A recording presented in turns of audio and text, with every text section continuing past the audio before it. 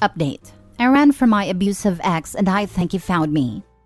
Original post. I, 27, female, ran from my abusive ex when I was 4 months pregnant. I got into a different state, legally changed my name, and I didn't name my child the name we had agreed on.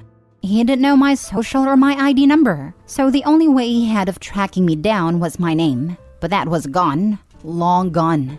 I had signed into DV safe haven shelters to get into my own place and find a job. I had built a great life for me and my child. I had planned running from him for a little over a year because it felt like my only way out. But he would always find me and drag me back. He made it out too. If I don't take my depression meds, I act out and tried to harm myself. The police ended up believing him and became of no help. They brushed off all 4 of my DV calls as simple disagreements. I had saved up just a little over $10K in a bank account my mom had set up to help me get away and come to her so he wouldn't find out about how much money I really had. My dad helped mostly by putting in a lot more than what I could. He would get suspicious and ask where all my money was going, and I would pass it off as bills. In my new town, I've made very few people aware of my situation. It's people that could help if something was to happen. These past 2 months, I've been being watched by someone unknown.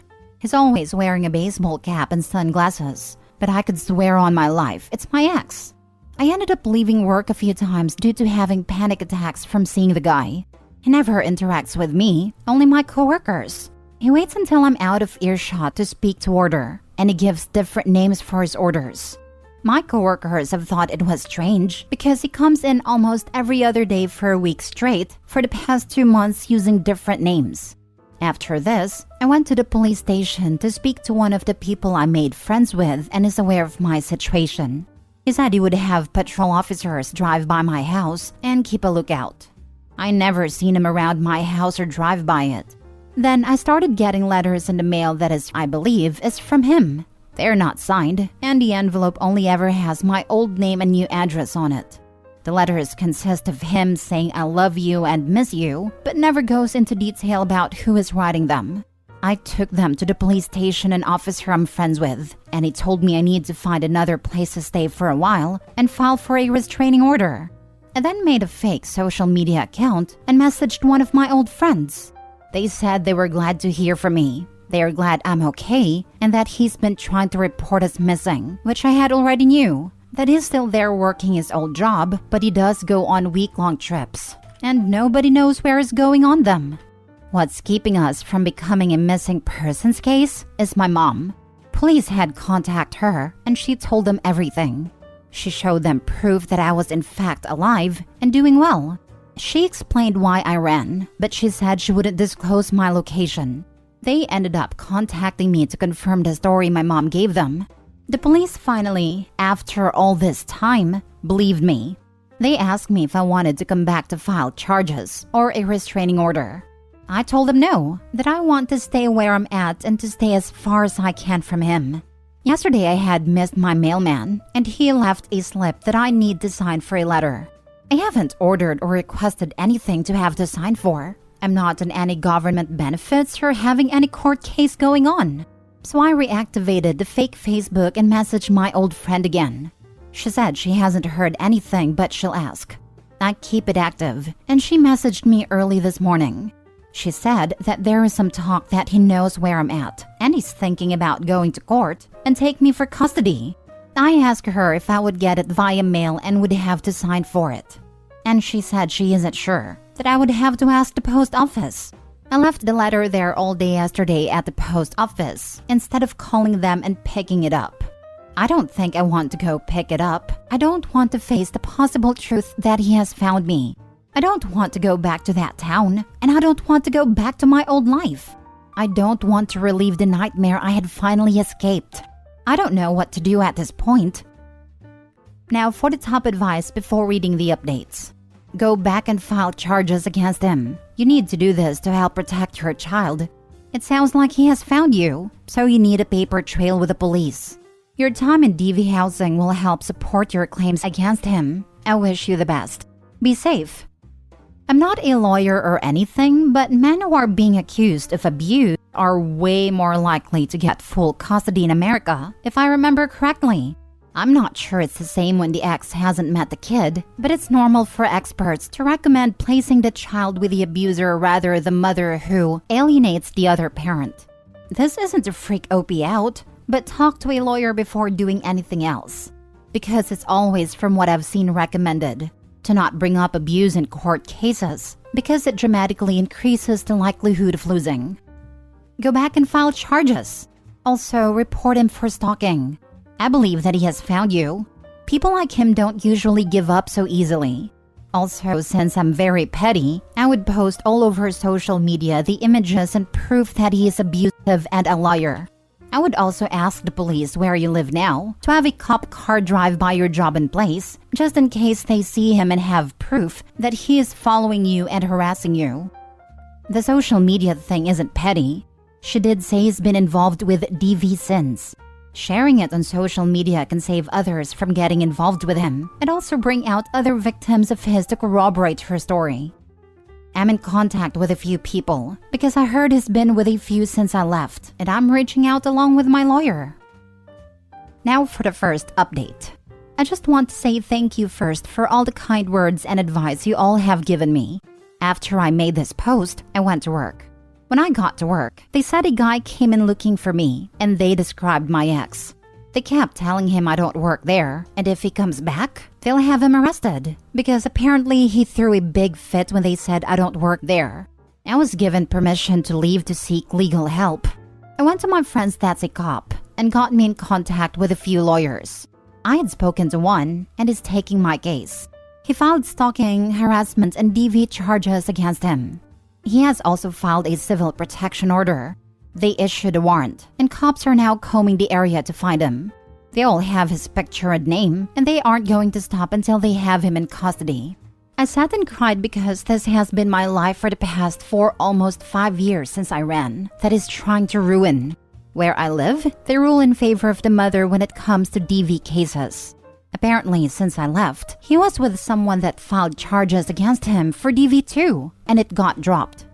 Thank you so much for all the kind words and advice. I appreciate it beyond words. Now for the second update. Here is the long-awaited update. He was caught that late night/early morning when he ran a stoplight heading back home. He was processed and sat in his cell, waiting to appear in front of the judge on his warrant for DV, which was that following Thursday.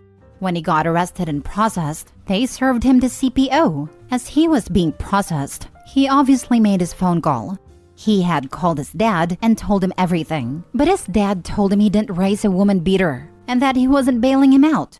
They also seen he had another warrant that had been issued a few days prior back home. Apparently, the girl he was with left him while he was away and pressed DV charges against him as well. I'm not sure what they'll do with him now that he has charges in 2 different places, or how that will work.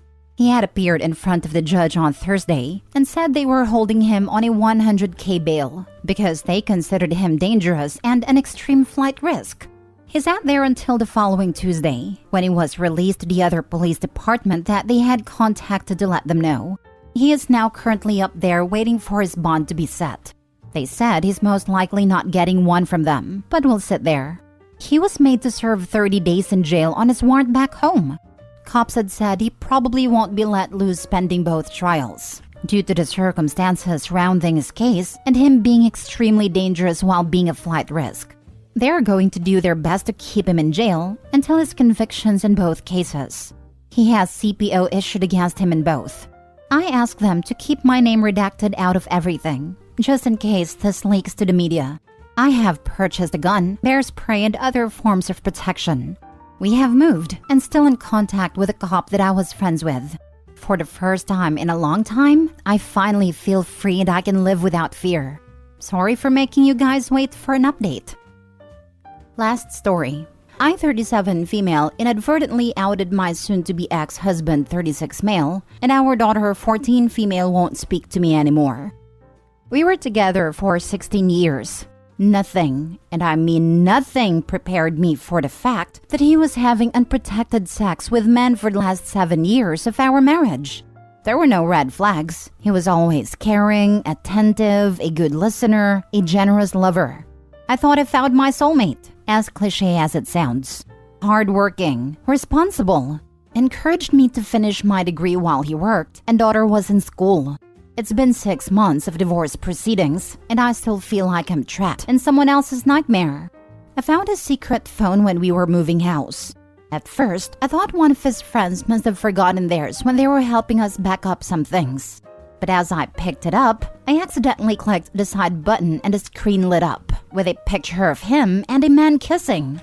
I tried his passcode and it worked. I'll spare you the long and many details. But yes, he is either gay or bisexual and has had multiple long-term relationships with various men, as well as plenty of hookups. At least 20 to 30 different men with whom he had unprotected whilst having sex with me at home. I'm embarrassed to admit that I vomited after reading all that correspondence. I'm not homophobic. His family is very liberal, blue voting, with multiple people openly gay. My family is very accepting. We attended pride events with my younger siblings for Pete's sake. Why the hiding? Why the sneaking? I filed for divorce and it turned into a vindictive monster that fought me in everything. From the custody of our daughter to a set of fancy vintage porcelain figurines. He made outlandish claims that I was to reimburse for the amount he paid for my studies from the marital budget. Me and my lawyer spent many days reading the crap he sent through his lawyer. Ultimately, due to inability to reach an agreement, we went in front of a judge. It went about as well as you'd think it did. He and his lawyer, one of the men he was cheating with apparently, spewed absolute absurd nonsense that I was a negligent parent, I didn't deserve a family. I'm a wronged, greedy trophy wife, whatever that is. Ultimately, me and my lawyer brought up the fact that he continuously put my health at risk by engaging in irresponsible behaviors. What was soon to be ex's response? Oh well, I was in prep for 3 years. Needless to say, it was a crap show. The judge sided with me. I guess all these times I wondered where my bacterial vaginosis and yeast infections come from. Finally paid off.